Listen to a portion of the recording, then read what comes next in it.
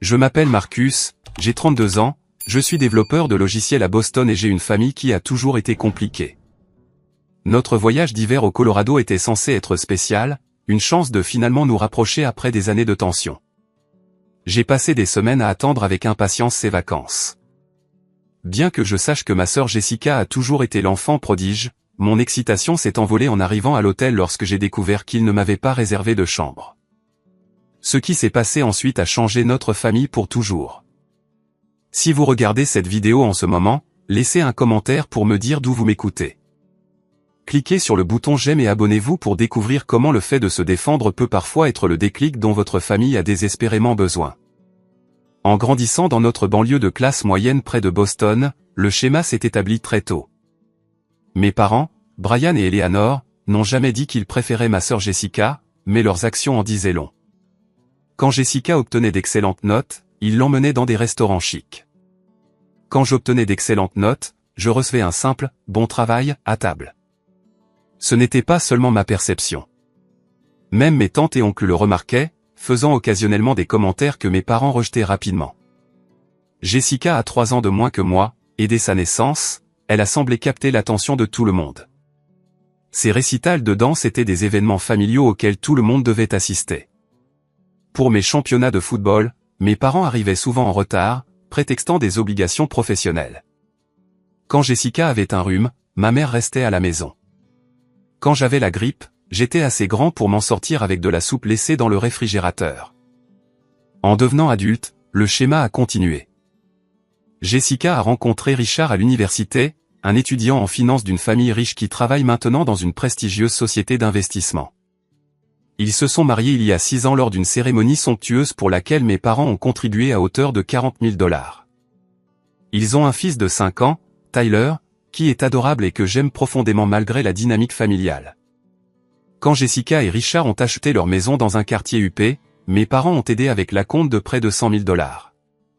Quand j'ai acheté mon appartement 1 an plus tard, j'ai mentionné avoir besoin d'un peu d'aide pour les frais de clôture. Mon père m'a suggéré de mieux budgétiser et m'a rappelé les vertus de l'indépendance financière. Ma carrière de développeur de logiciels a en fait été assez réussie.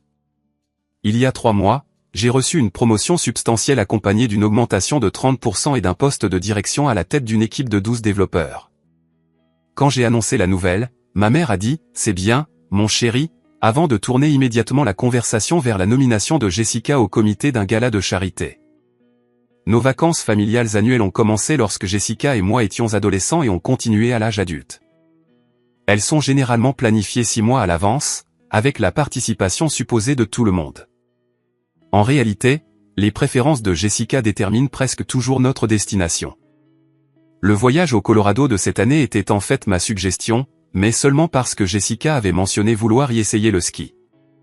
Malgré ce favoritisme évident, j'ai travaillé dur pour maintenir de bonnes relations avec tout le monde. J'appelle mes parents chaque semaine. Je me souviens des anniversaires de chacun avec des cadeaux attentionnés. J'assiste à toutes les fêtes d'anniversaire de Tyler avec des cadeaux soigneusement sélectionnés qu'il adore.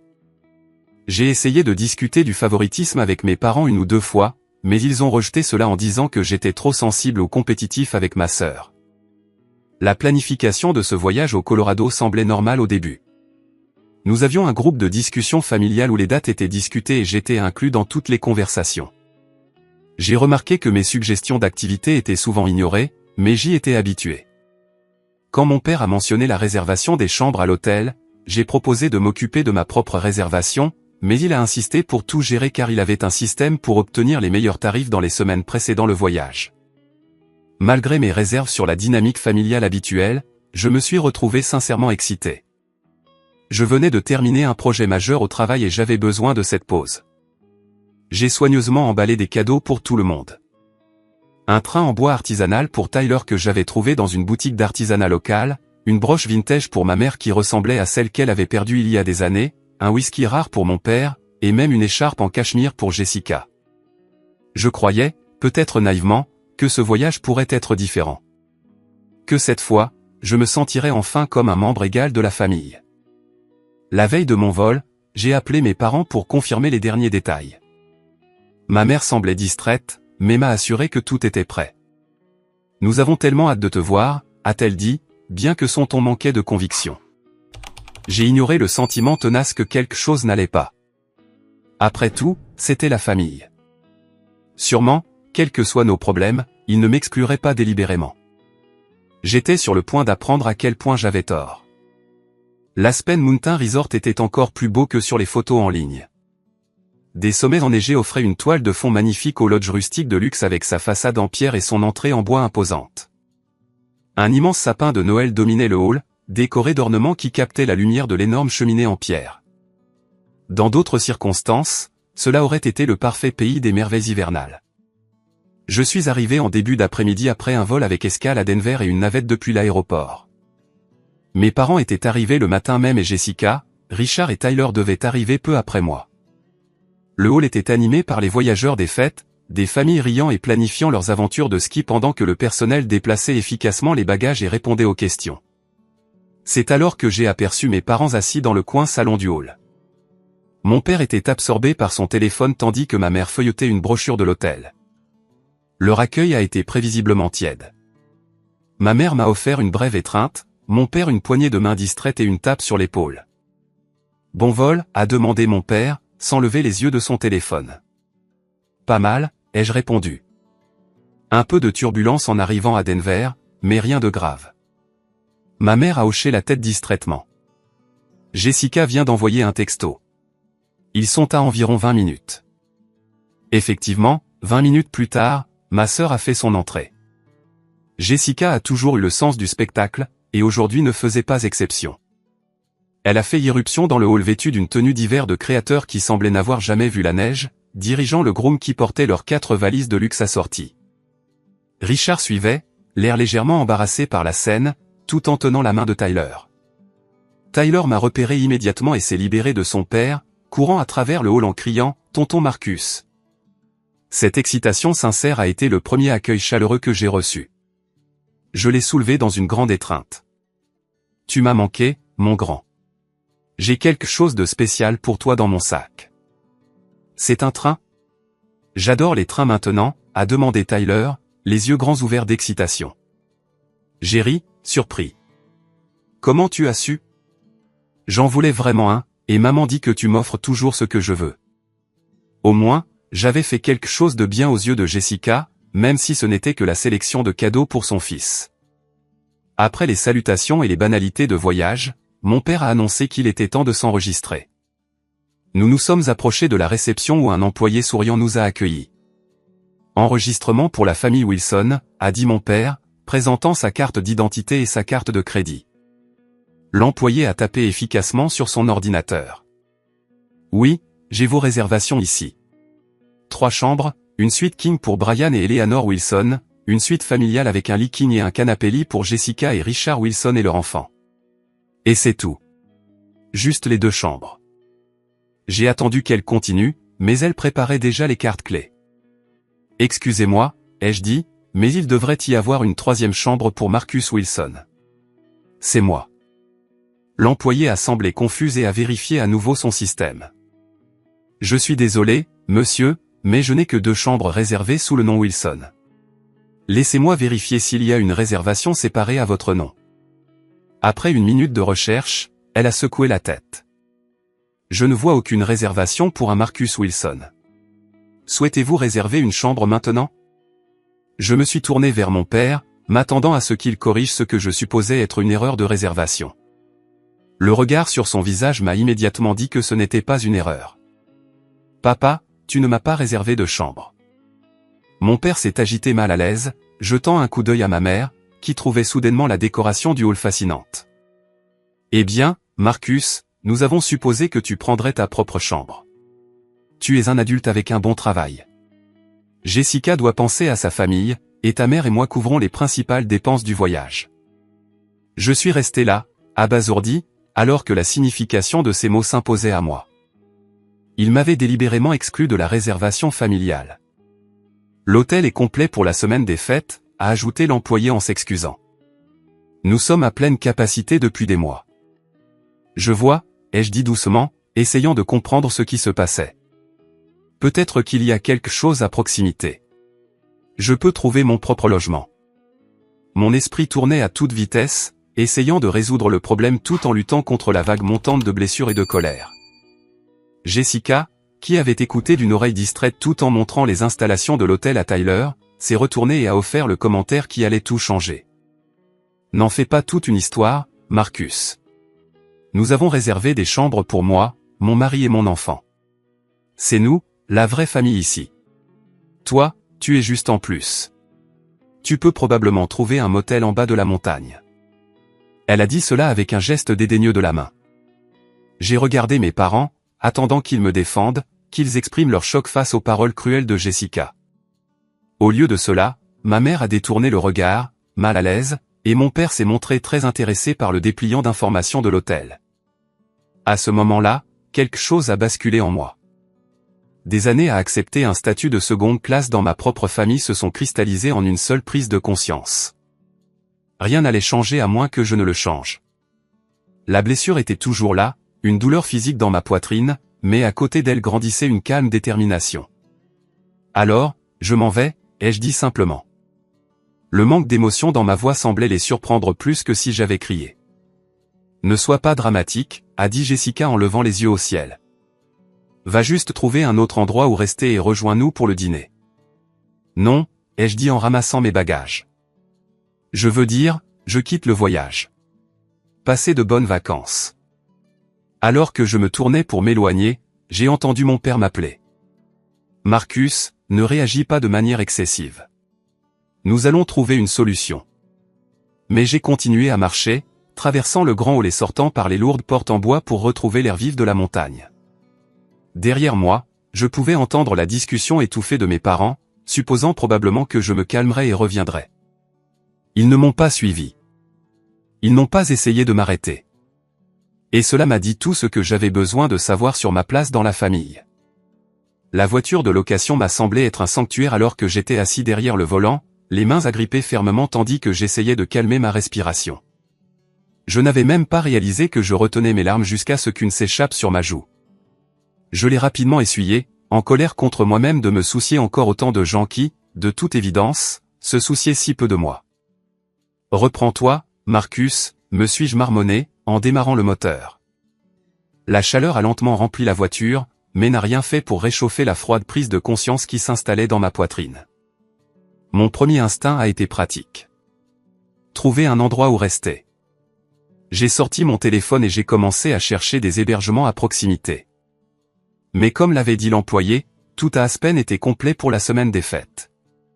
Les quelques chambres disponibles étaient soit à 300 miles de là, soit à des milliers de dollars la nuit. Après 30 minutes de recherche de plus en plus désespérée, je me suis souvenu que mon colocataire d'université, Anthony, avait déménagé à Denver quelques années auparavant. Nous ne nous étions pas beaucoup parlé récemment, au-delà d'interactions occasionnelles sur les réseaux sociaux, mais nous avions été proches. Denver était à environ 2 heures de route d'Aspen. Pas idéal, mais c'était quelque chose. J'ai trouvé son numéro et n'ai hésité qu'un instant avant d'appeler. Il a répondu à la 3e sonnerie.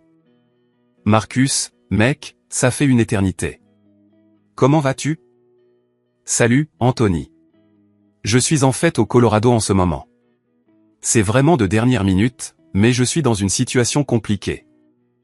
Je lui ai donné la version condensée de ce qui s'était passé. Il y a eu un bref silence quand j'ai fini. Laisse-moi voir si j'ai bien compris, a dit Anthony lentement. Ta famille t'a invité en vacances, ne t'a pas réservé de chambre, et quand tu l'as découvert, t'as pratiquement dit que tu ne faisais pas vraiment partie de la famille. C'est à peu près ça. Mec, monte dans ta voiture et conduis jusqu'à Denver tout de suite. J'ai une chambre d'amis à ton nom.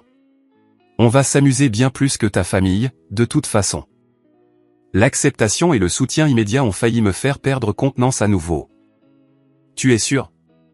C'est la semaine de Noël. Je ne veux pas déranger. Déranger? Marcus, on a vécu ensemble pendant 3 ans à l'université. Je t'ai vu avec une intoxication alimentaire à cause de ce camion à tacos douteux. Rien n'est une imposition après ça. Viens, je t'envoie mon adresse par texto. Conduis prudemment. En quittant le parking de l'hôtel, j'ai jeté un regard en arrière vers la grande entrée.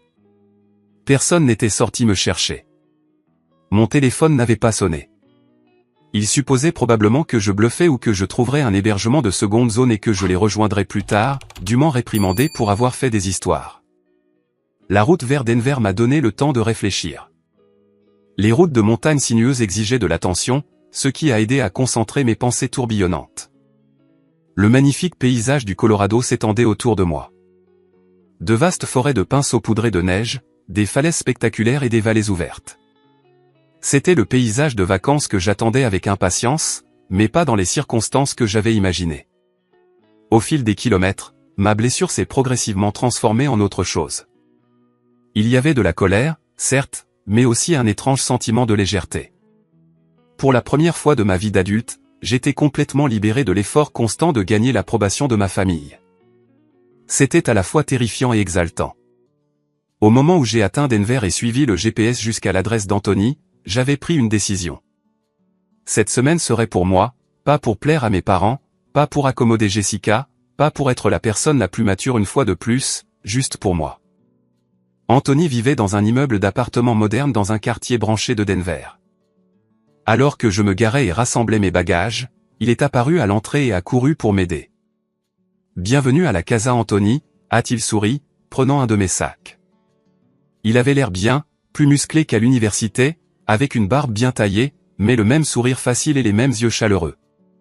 Son appartement était spacieux et meublé avec style, clairement. Sa carrière en design architectural se portait bien.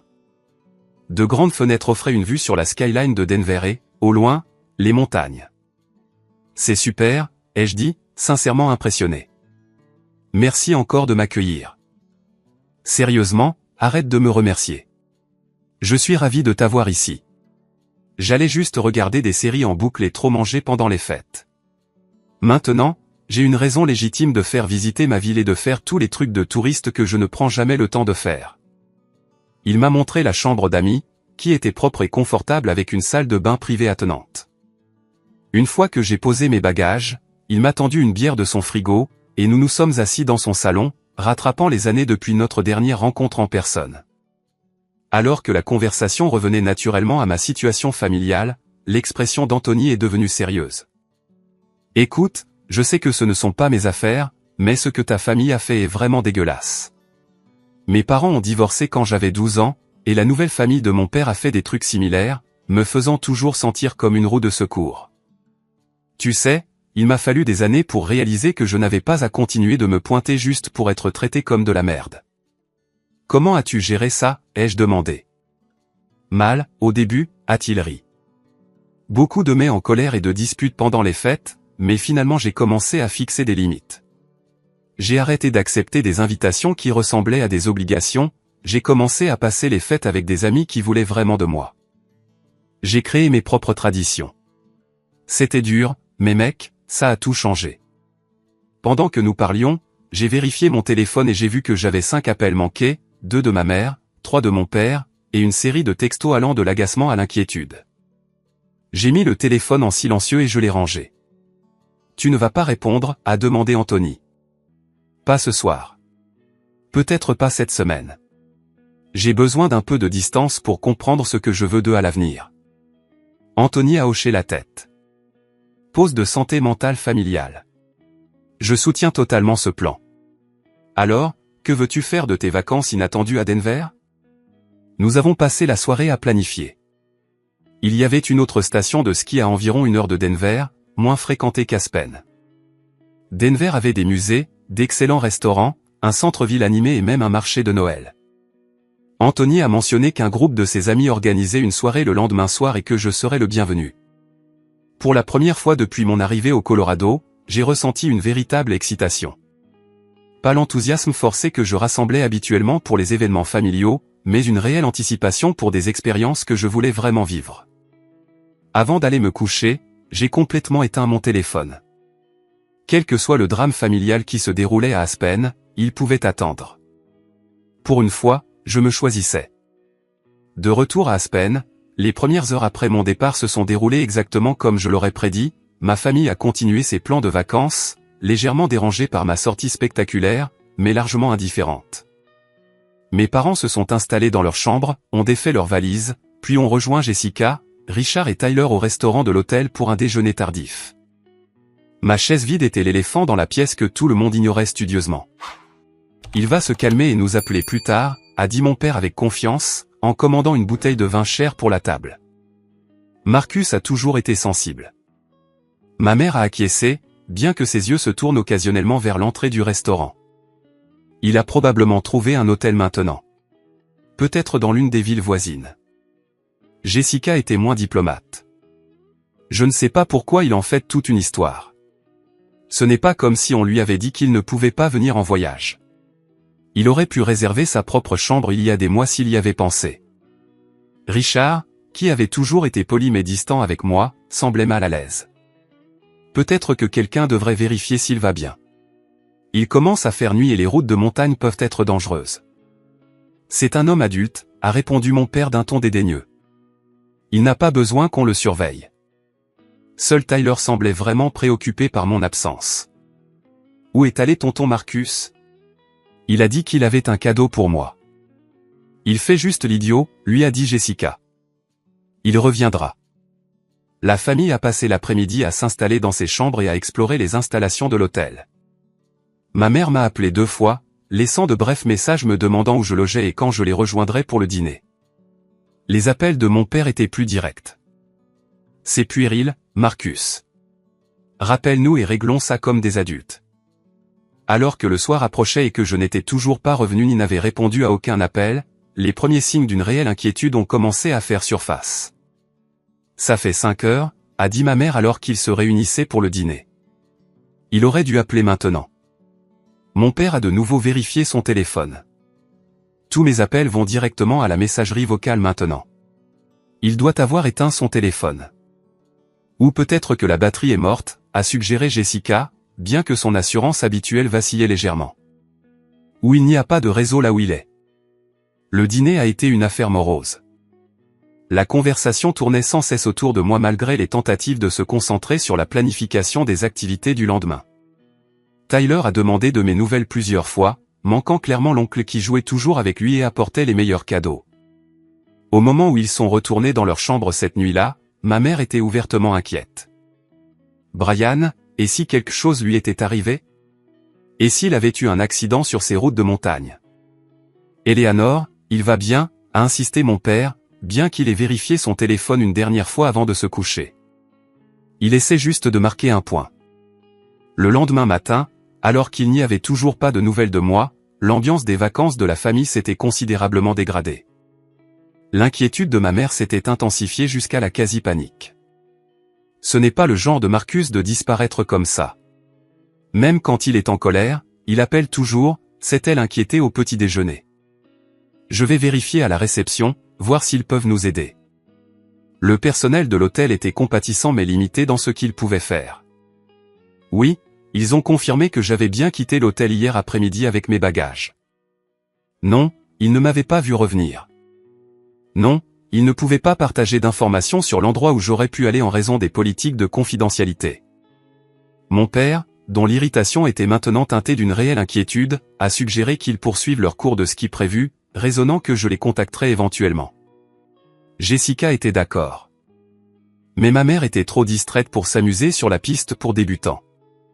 Alors qu'un moniteur enseignait patiemment les bases à Tyler, Jessica se retrouva inhabituellement pensive. Richard remarqua son silence inhabituel. « Tu penses à Marcus ?» demanda-t-il. « Il est ridicule », répondit-elle automatiquement, mais sans sa conviction habituelle. « Il sait comment gâcher des vacances parfaitement bonnes. » Richard lui lança un long regard. « Jess, tu as dit à ton frère qu'il ne faisait pas partie de la vraie famille. » C'était assez dur. « Je ne le pensais pas comme ça », a-t-elle protesté. « Je voulais juste dire que nous avions besoin de la suite familiale parce que nous avons Tyler. »« Tu sais que ce n'est pas ce que tu disais », a dit Richard doucement. « Tu as toujours été en compétition avec Marcus pour l'attention de tes parents, et tu as toujours gagné. C'est peut-être pour ça que tu continues à le repousser. » Jessica regarda son mari, choquée par sa critique inattendue. Avant qu'elle ne puisse répondre, Tyler est tombé dans la neige et a commencé à pleurer. La conversation a été mise de côté alors qu'il se précipitait pour le réconforter. Mais les mots de Richard avaient fait mouche d'une manière que Jessica n'était pas prête à reconnaître. Dans l'après-midi, toujours pas de nouvelles de moi. L'inquiétude de mes parents s'était intensifiée. Mon père a commencé à appeler les hôtels locaux pour découvrir ce que j'avais appris la veille, tout était complet dans un rayon de 50 miles. Il a dû trouver quelque chose, marmonna-t-il, de plus en plus frustré. Ou peut-être qu'il est retourné à Denver pour prendre un vol de retour. Ma mère était maintenant ouvertement angoissée. Nous devons appeler la police, Brian. Et s'il est blessé quelque part? Et leur dire quoi? Que notre fils de 32 ans s'est énervé et est parti. Ils nous diront d'attendre 48 heures. La famille s'est réunie pour un dîner précoce. L'atmosphère festive de l'hôtel contrastait fortement avec leur tension croissante. C'est pendant ce repas que mon père a finalement confronté Jessica. « C'est en partie de ta faute », a-t-il dit sans détour. Ce commentaire sur la vraie famille était complètement déplacé. Le visage de Jessica rougit. « Alors tout est de ma faute ? C'est vous qui ne lui avez pas réservé de chambre. C'est vous qui m'avez toujours appris que j'étais spécial, que je méritais plus. » Nous n'avons jamais dit ça, a protesté faiblement ma mère. Vous n'aviez pas besoin de le dire. Vous le montriez tous les jours, a rétorqué Jessica. Et maintenant vous êtes choqué que Marcus en ait finalement eu assez. La dispute s'est envenimée, des années de dynamique familiale n'ont dit éclatant soudainement à une table de dîner public. Richard a essayé de calmer la situation tandis que Tyler, submergé par les émotions des adultes, a recommencé à pleurer. « Je veux tonton Marcus », sanglota Teil. Il a promis de m'apprendre à construire un bonhomme de neige. Il a dit qu'il avait un train spécial pour moi. Jessica a essayé de le réconforter, mais Tyler s'est dégagé. « C'est toi qui as fait partir tonton Marcus. Tu as été méchante avec lui. » Même un enfant de 5 ans pouvait voir ce que les adultes niaient depuis des années. La table est tombée dans un silence inconfortable, rompu seulement par les reniflements continus de Tyler. Mon père a payé l'addition rapidement, et la famille est retournée dans ses chambres en silence. Cette nuit-là, dans leur suite King, mes parents ont eu leur propre prise de conscience. « On a vraiment tout gâché, n'est-ce pas ?» a dit ma mère doucement dans l'obscurité. Mon père, qui avait toujours été prompt à défendre leur parentalité, était inhabituellement réfléchi. Je ne pensais pas que c'était si grave. Je pensais que Marcus comprenait que Jessica avait besoin de plus d'attention. Plus d'aide. Pourquoi comprendrait-il ça? Pourquoi quelqu'un le comprendrait? La voix de ma mère s'est légèrement brisée. Brian, et s'il ne revenait pas? Pas seulement de ses vacances, mais à nous. Et si c'était la goutte d'eau qui a fait déborder le vase? La question est restée en suspens entre eux, aucun ne voulant exprimer sa plus grande peur, qu'ils aient peut-être finalement repoussé leur fils pour de bon. Pendant que ma famille se débattait avec mon absence, je vivais la journée la plus libératrice que j'ai eue depuis des années. Anthony et moi sommes arrivés à la station de ski de Copper Mountain peu après son ouverture. Les pistes étaient moins fréquentées que celles d'Aspen, et les vues étaient tout aussi spectaculaires. Je n'ai pas skié depuis 2 ans, ai-je avoué alors que nous récupérions notre équipement de location. Je suis peut-être un peu rouillé. Pas de jugement ici, a ri Anthony. Je tombe au moins 3 fois à chaque sortie. C'est une tradition. Nous avons commencé sur une piste intermédiaire pour nous échauffer. La sensation de glisser sur la montagne, l'air froid qui filait, exigeait une concentration totale. Il n'y avait pas de place pour le drame familial, pas d'espace pour les sentiments blessés ou les vieux ressentiments. Il n'y avait que la montagne, la neige et la sensation exaltante du mouvement. Après quelques descentes, nous nous sommes arrêtés dans un café au bord des pistes pour un café. La terrasse offrait une vue panoramique sur les montagnes, le soleil scintillant sur les sommets enneigés. « C'est incroyable », ai-je dit, me sentant plus détendu que je ne l'avais été depuis des mois. « Merci de m'avoir amené ici au lieu de me laisser me morfondre à Denver. » Ce morfondre était le plan B, a souri Anthony. Mais ça semblait meilleur pour l'âme. Alors que nous nous préparions pour une autre descente, une monitrice de ski menant un petit groupe a attiré mon attention. Elle devait avoir à peu près mon âge, avec des cheveux auburn dépassant de son casque et un style de ski confiant et gracieux alors qu'elle démontrait des techniques. Anthony a remarqué ma distraction. C'est Samantha. Elle est amie avec mon coloc d'il y a quelques années. Tu veux une présentation? Avant que je puisse répondre, il lui faisait déjà signe. Elle nous a repérés, Après avoir donné des instructions à son groupe, à skier vers nous en douceur. Anthony, je ne savais pas que tu montais aujourd'hui, a-t-elle souri en retirant ses lunettes. Ses yeux étaient d'un brun chaud qui se plissait au coin quand elle souriait. Décision de dernière minute. Sam, voici mon ami Marcus de Boston. Marcus, voici Samantha, la meilleure monitrice de ski du Colorado et un être humain plutôt décent aussi. Quel bel éloge, ai-je ri en tendant une main gantée. Enchanté. De même. Vous appréciez notre montagne. Son regard direct était amical mais évaluateur. C'est incroyable. Ça vaut vraiment le vol transcontinental. Nous avons bavardé brièvement avant qu'elle ne doive retourner à son groupe. Avant de partir, elle a mentionné qu'elle terminait son service à 16h et nous a invités à la rejoindre avec des amis pour un verre d'après-ski au chalet. Bien joué, m'a taquiné Anthony alors qu'elle s'éloignait à ski. Tu as réussi à former des phrases complètes et tout. Je l'ai poussé gentiment. Tais-toi. Allons faire une autre descente. Le reste de la journée s'est déroulé dans un tourbillon de ski, de rire et de la simple joie d'être dans un endroit magnifique en bonne compagnie. Pour la première fois depuis plus longtemps que je ne pouvais m'en souvenir, je ne gérais pas les émotions de quelqu'un d'autre ou ne mesurais pas mes mots avec soin pour éviter d'offenser. J'étais juste moi-même. À 16h, nous avons retrouvé Samantha et ses amis au chalet. Le groupe était accueillant et décontracté, des passionnés de plein air qui vivaient d'aventures en montagne. Alors que nous partagions des pichets de bière et des assiettes de nachos, la conversation a coulé facilement, du ski au travail en passant par les récits de voyage. Quand Samantha m'a demandé ce qui m'amenait au Colorado, j'ai donné une version simplifiée des événements, des vacances en famille qui ont mal tourné, et une reconnexion avec un vieil ami à la place. La famille peut être compliquée, a-t-elle dit avec compréhension. Je n'ai pas parlé à mes parents pendant un an dans ma vingtaine. La meilleure chose que j'ai jamais faite pour notre relation, ironiquement. Vraiment ? Qu'est-ce qui s'est passé ? Elle a décrit comment ses parents avaient désapprouvé sa décision de devenir monitrice de ski au lieu d'utiliser son diplôme de commerce pour un emploi en entreprise. Le point de rupture est survenu lorsqu'ils ont refusé d'assister à son petit mariage avec un autre moniteur, prétendant que c'était approuver ses mauvais choix de vie. J'en ai eu marre d'essayer de gagner leur approbation, alors j'ai arrêté d'essayer. Un an plus tard, ma mère a appelé de nulle part, a dit qu'il s'ennuyait de moi. Nous avons recommencé à parler, mais avec de nouvelles limites. Ils respectent mes choix maintenant, même s'ils ne les comprennent pas toujours.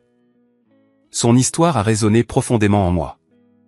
Comment as-tu trouvé le courage de maintenir cette limite si longtemps, ai-je demandé. Ce n'était pas tant du courage que de l'autopréservation, a-t-elle répondu. J'ai réalisé que j'étais le seul à souffrir en essayant de les faire changer d'avis. Une fois que j'ai accepté qu'ils n'approuveraient peut-être jamais mes choix, j'ai pu prendre des décisions basées sur ce que je voulais vraiment. Ce soir-là, alors qu'Anthony nous ramenait à Denver, j'ai vérifié brièvement mon téléphone. L'écran s'est allumé de notifications, 28 appels manqués, 43 messages textes et de nombreux messages vocaux. Waouh, a commenté Anthony en jetant un coup d'œil. Ils font vraiment exploser ton téléphone. J'ai parcouru quelques-uns des messages. Ils allaient de l'irritation initiale de mon père, c'est immature, Marcus, à l'inquiétude croissante de ma mère, s'il te plaît, fais-nous savoir que tu es en sécurité, en passant par la contrition surprenante de Jessica, je n'aurais pas dû dire ce que j'ai dit. S'il te plaît, rappelle. Après un moment de réflexion, j'ai composé un seul texto à mes parents, je suis en sécurité. Je profite de vacances ailleurs. C'est tout, a demandé Anthony. C'est tout, ai-je confirmé en éteignant à nouveau le téléphone. Ils savent que je vais bien. C'est tout ce dont ils ont besoin pour l'instant. Au cours des 2 jours suivants, Anthony et moi avons exploré Denver. Nous avons visité le musée d'art, goûté des bières locales et passé une soirée dans un club de jazz. Samantha est descendue des montagnes pour nous rejoindre pour dîner un soir, et la connexion entre nous a continué de grandir. Le 3e soir, assis sur le balcon d'Anthony avec des bières à la main, il a posé la question que j'évitais. Alors, que se passera-t-il quand tu retourneras à Boston avec ta famille ? Je veux dire. Je suis resté silencieux un long moment, regardant les lumières de la ville contre le ciel qui s'assombrissait. Je pense que je dois redéfinir certaines limites. Toute ma vie, j'ai été celui qui faisait des compromis, celui qui faisait des concessions, celui qui acceptait moins. Et pourquoi ? pour être le bon fils qui est toujours traité comme une pensée après coup. Anthony a hoché la tête de manière encourageante. Je ne veux pas les couper complètement de ma vie, ai-je continué. Mais je ne peux pas non plus revenir à la façon dont les choses étaient. Je pense à ce que tu as dit sur la création de ses propres traditions. Peut-être que le Noël prochain, je ferai un voyage avec des amis à la place. Tu es toujours le bienvenu ici, a offert sincèrement Anthony. Merci. Et peut-être que je verrai ma famille selon mes propres termes. Des visites courtes. Des lieux publics où tout le monde se comporte bien. J'ai souri avec mélancolie. Peut-être que je commencerai à dire non quand quelque chose ne me convient pas, au lieu d'être toujours celui qui s'adapte. Concept révolutionnaire, a dit Anthony avec une fausse gravité. Préconiser réellement ses propres besoins dans une relation. Nous avons ri, mais ces mots ont fait mouche. Toute ma vie, j'avais cru que l'accommodation inconditionnelle était le prix de l'appartenance à la famille. Il ne m'était jamais venu à l'esprit que des relations familiales saines devraient impliquer un respect et une considération mutuelle. Cette nuit-là, j'ai dormi plus paisiblement que je ne l'avais fait depuis des mois, libéré du poids constant de la recherche d'une approbation que je n'allais jamais recevoir pleinement. L'appel est arrivé le 5e jour de mon exil auto-imposé. J'étais assis dans un café avec Samantha, qui avait son jour de congé et était redescendue à Denver. Nous planifions une excursion d'une journée au Garden of the God à Colorado Springs quand mon téléphone a sonné. Je l'avais rallumé la veille, bien que je filtre toujours les appels de ma famille. Cette fois, c'était mon père, et quelque chose m'a poussé à répondre. Allô? Marcus. Dieu merci. La voix de mon père était tendue par le stress. Nous avons besoin de ton aide. Tyler a eu un accident. Mon estomac s'est noué. Qu'est-ce qui s'est passé? Est-ce qu'il va bien? Il est tombé sur la glace à l'extérieur de l'hôtel. Poignet cassé et une légère commotion cérébrale. Nous sommes à l'hôpital d'Aspen Valley. Ta mère est anéantie. Jessica ne peut pas s'arrêter de pleurer. Et nous n'avons pas de voiture. La navette de l'hôtel fonctionne selon un horaire de vacances. Nous ne pouvons pas avoir de taxi ou de VTC avant des heures. Et Richard, ai-je demandé, calculant déjà le temps de trajet de Denver à Aspen. Urgence professionnelle. Il a dû rentrer à Boston ce matin. La voix de mon père s'est légèrement brisée. Marcus, je sais que nous t'avons terriblement traité. Je n'ai pas le droit de demander, mais Tyler te réclame, et nous sommes coincés ici sans moyen de transport. J'ai couvert le téléphone et j'ai rapidement expliqué la situation à Samantha. Sans hésitation, elle a dit, ton neveu a besoin de toi. Je vais prendre un Uber pour retourner chez mon ami. J'arrive, ai-je dit à mon père. C'est à 2 heures de route de Denver. Envoie-moi les détails de l'hôpital par texto. Anthony a été tout aussi solidaire quand je l'ai appelé pour expliquer. Prends ma voiture, a-t-il insisté. Je peux prendre un Uber pour aller au travail cette semaine. Tu veux que je vienne avec toi pour un soutien moral?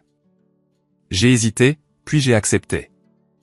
Avoir une partie neutre présente pourrait aider à éviter que la confrontation familiale inévitable ne dégénère.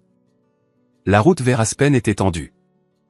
J'étais inquiet pour Tyler, mais aussi appréhendé d'affronter ma famille après être parti et les avoir ignorés pendant des jours. Anthony a gardé la conversation légère, sentant mon anxiété. Souviens-toi, tu fais ça pour Tyler, m'a-t-il rappelé alors que nous approchions d'Aspen. Tu ne dois rien aux adultes. L'hôpital d'Aspen Valley était un établissement moderne en périphérie de la ville. Nous avons trouvé ma famille dans la salle d'attente du service de pédiatrie. Ma mère m'a repéré la première, se levant de sa chaise avec un cri. « Marcus, tu es venu !» Elle s'est précipitée vers moi, les bras tendus. J'ai accepté son étreinte avec raideur, puis j'ai reculé. « Comment va Tyler ?» Ils lui posent un plâtre et font quelques derniers tests, a dit mon père, s'approchant plus prudemment. Le médecin dit qu'il ira bien, mais ils veulent l'observer pendant quelques heures à cause de la commotion. Jessica était assise sur une chaise dans un coin, le visage bouffi de larmes. Quand elle m'a vu, quelque chose d'inattendu s'est produit. Au lieu de sa posture défensive habituelle ou de son attitude dédaigneuse, elle s'est complètement effondrée. « Je suis tellement désolé, sanglota-t-elle. Tout est de ma faute. Si je n'avais pas été si horrible avec toi, tu aurais été là, et peut-être que Tyler ne serait pas tombé, et tout s'effondre, et je ne sais pas comment réparer tout ça. L'émotion brute semblait la surprendre autant que moi. Jessica avait toujours été la personne posée, la fille parfaite. La voir si complètement défaite était désarmant. Ai-je dit maladroitement en lui tapotant l'épaule. Les enfants ont des accidents. Ce n'est pas ta faute s'il est tombé. Pas ça, a-t-elle secoué la tête avec véhémence. Tout le reste. La chambre, ce que j'ai dit, comment j'ai toujours. Comment je t'ai toujours repoussé parce que j'avais peur que s'il t'aimait autant qu'il m'aimait, il n'y en aurait plus assez pour moi. La salle d'attente est tombée dans le silence, à l'exception des sanglots de Jessica. Mes parents semblaient stupéfaits par son aveu. J'ai senti une vie de soupçon se confirmer, Jessica était consciente du favoritisme et l'avait activement protégée. Je pense, a dit Anthony dans le silence gênant, que je vais aller trouver la cafétéria et vous laisser un peu d'intimité. Il m'a serré l'épaule en signe de soutien en partant. Une infirmière est apparue à la porte. Tyler demande son oncle Marcus. Il est assez contrarié et nous aimerions le calmer.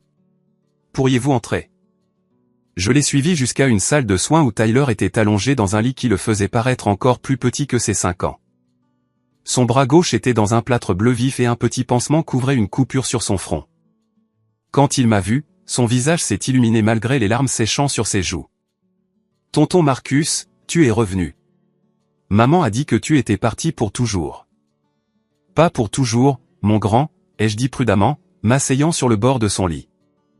J'avais juste besoin de temps pour moi. Mais je viendrai toujours quand tu auras besoin de moi. Regarde mon super plâtre. Le médecin a dit que j'étais super courageux.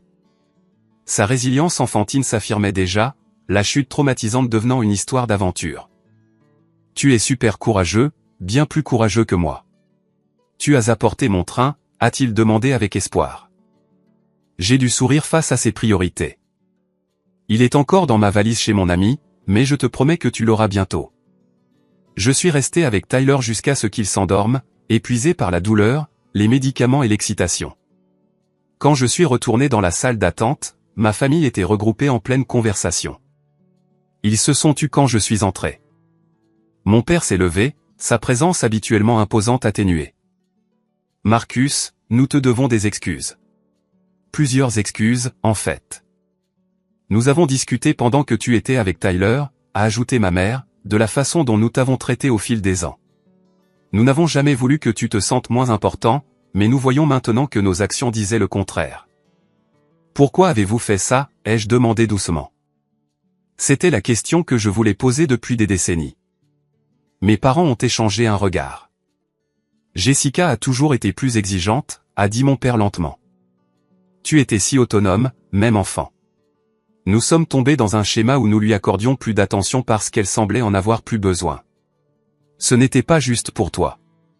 Et après un certain temps, c'est devenu la norme, a admis ma mère. Nous ne le remettions même plus en question. Quand ton père réservait les chambres, nous avons automatiquement pensé aux besoins de Jessica en premier. Ce n'est pas une excuse. C'est juste à quel point le schéma était ancré. Jessica, qui avait été inhabituellement silencieuse, a pris la parole. Je savais ce qui se passait depuis le début, et j'aimais ça. J'aime être la favorite. J'aime savoir que s'il fallait choisir entre nous, il me choisirait. Sa voix était faible mais ferme. Ça fait de moi une sœur horrible, n'est-ce pas? L'honnêteté brute dans la pièce était sans précédent dans notre histoire familiale. Depuis des générations, les Wilson s'étaient spécialisés dans les fictions polies et les éléphants non reconnus. Cette vérité brutale était un nouveau territoire pour nous tous. Où allons-nous à partir de maintenant, ai-je demandé, sans attendre de vraies réponses. Mon père m'a surpris. C'est à toi de décider, Marcus. C'est nous qui devons nous racheter. Dis-nous simplement ce dont tu as besoin de notre part à l'avenir. Avant que je puisse répondre, Anthony est revenu avec du café pour tout le monde. Son timing était parfait, offrant un moment pour digérer la conversation émotive. Alors que nous sirotions tout le café médiocre de la cafétéria de l'hôpital, Richard a appelé pour prendre des nouvelles de Tyler. Jessica l'a mis sur haut-parleur et il était audiblement soulagé d'entendre que j'étais arrivé. « Marcus, merci d'être venu », a-t-il dit sincèrement. « Je suis désolé d'avoir dû partir ce matin. Le bureau de Boston avait une crise qui ne pouvait pas attendre. Ce n'est rien, ai-je répondu. Tyler ira bien. Après que Jessica l'ait informé de l'état de Tyler, Richard a demandé à me parler en privé. Je suis sorti dans le couloir avec le téléphone. J'étais un peu raide pour sa franchise. Je veux m'excuser de ne pas avoir parlé plus tôt, a-t-il dit. J'ai vu comment il te traite, et je n'ai jamais rien dit. Ce n'était pas ma place d'interférer. Mais en tant qu'autre étranger dans la famille Wilson, j'aurais dû montrer plus de solidarité. Sa reconnaissance était étonnamment significative. Richard et moi n'avions jamais été proches, mais sa reconnaissance de la dynamique familiale a validé mon expérience d'une manière que les excuses tardives de mes parents n'avaient pas tout à fait réussi. J'apprécie ça, ai-je dit simplement. Quels sont tes plans maintenant, a-t-il demandé. Est-ce que tu restes à Aspen? Honnêtement, je ne sais pas, ai-je admis. Anthony a offert sa place à Denver pour le reste de la semaine. Je pourrais y retourner. Quelle que soit ta décision, je la respecte. Sache juste que Tyler t'adore, et j'apprécie l'influence positive que tu as sur lui. Après avoir raccroché, je suis retourné dans la salle d'attente pour trouver le médecin informant ma famille. Tyler sortirait dans quelques heures avec des instructions de soins et des rendez-vous de suivi à Boston. Quelqu'un devra rester avec lui cette nuit et le réveiller toutes les quelques heures à cause de la commotion, a expliqué le médecin. Je le ferai, s'est immédiatement porté volontaire Jessica. Alors que le médecin partait, mon père s'est tourné vers moi. Marcus, nous comprenons si tu ne veux pas rester à Aspen, mais nous aimerions avoir une chance de réparer ça d'une manière ou d'une autre. J'ai regardé Anthony, qui m'a fait un signe d'encouragement. Je ne reste pas à l'hôtel de luxe, ai-je dit fermement. Mais Anthony et moi avons réservé une chambre dans un hôtel du centre-ville d'Aspen pour ce soir, pour être près de Tyler. Nous verrons pour le reste demain. Ce n'était pas un pardon, pas encore, mais c'était un début. L'hôtel qu'Anthony et moi avons trouvé dans le centre-ville d'Aspen était un modeste établissement 3 étoiles, un contraste frappant avec le complexe de luxe que ma famille avait choisi. Mais il était propre, confortable et, surtout, c'était un terrain neutre. Le lendemain matin, nous avons retrouvé ma famille pour le petit déjeuner dans un café à mi-chemin entre nos emplacements. Tyler, malgré son plâtre et le pansement sur son front, était de bonne humeur, fasciné par les signatures que le personnel de l'hôpital avait déjà ajoutées à son plâtre. Tu dois le signer aussi, tonton Marcus, a-t-il insisté, protégeant soigneusement son plâtre du sirop d'érable alors qu'il dévorait une pile de pancakes. J'ai obéi, écrivant, bon rétablissement, champion. Amour, tonton Marcus, dans un espace qu'il a indiqué avoir gardé spécialement pour moi. Les adultes ont eu une conversation maladroite, tournant autour du pot jusqu'à ce qu'Anthony, Dieu le bénisse, l'aborde directement. Alors, a-t-il dit joyeusement pendant une pause dans la conversation, j'ai entendu dire que vous prévoyez une thérapie familiale à votre retour à Boston. Mes parents ont eu l'air surpris, puis penauds. Nous avons mentionné que ce pourrait être une bonne idée, a admis mon père. C'est attendu depuis longtemps, a ajouté ma mère. Nous avons beaucoup de schémas à désapprendre. Jessica, qui avait été inhabituellement discrète, a acquiescé. J'ai déjà trouvé quelqu'un qui se spécialise dans les dynamiques familiales. Elle a des disponibilités en janvier. J'ai été surpris par leur initiative, mais toujours méfiant. Une seule séance de thérapie ne va pas régler des décennies de problèmes. Nous savons, a dit mon père sérieusement. Ce n'est qu'un point de départ. Nous nous engageons à faire de vrais changements, Marcus. Si tu es prêt à nous donner une chance. La sincérité dans sa voix était quelque chose que j'avais rarement entendu me concernant. Habituellement, mon père réservait ce ton pour les réalisations de Jessica ou les étapes de Tyler. J'ai besoin de temps, ai-je dit honnêtement. Et j'ai besoin de voir un changement constant, pas seulement des promesses faites dans le sillage émotionnel d'une crise. C'est plus que juste, a rapidement convenu ma mère. La conversation s'est tournée vers des questions pratiques, que faire des 3 jours de vacances restants. Mes parents m'ont surpris en suggérant de quitter l'hôtel de luxe et de déménager dans un hébergement à Denver. Nous pourrions passer quelques jours à explorer la ville, a proposé mon père. Le ski de Tyler est évidemment en suspens, mais il y a plein d'activités intérieures qui seraient plus faciles avec son plâtre. Si ça te convient, Marcus. La considération, demander ma préférence plutôt que d'annoncer une décision, était un autre changement petit mais notable. En fait, a interrompu Anthony, j'allais suggérer quelque chose de similaire. mon appartement n'est pas assez grand pour tout le monde, mais il y a un bel hôtel près de chez moi avec des disponibilités, et Denver a de super musées adaptés aux enfants et un marché de Noël au centre-ville. Nous avons passé l'heure suivante à planifier un itinéraire révisé qui partagerait le temps entre Aspen et Denver. Tyler se reposerait un autre jour à Aspen pendant que son régime médicamenteux se stabilisait, puis la famille déménagerait à Denver pour les 2 derniers jours. Alors que le petit déjeuner se terminait et que nous nous préparions à nous séparer pour la journée, Jessica m'a pris à part. « Je dois dire autre chose », a-t-elle commencé maladroitement. J'ai réfléchi à pourquoi j'ai dit ce que j'ai dit à l'hôtel, à propos d'être la vraie famille.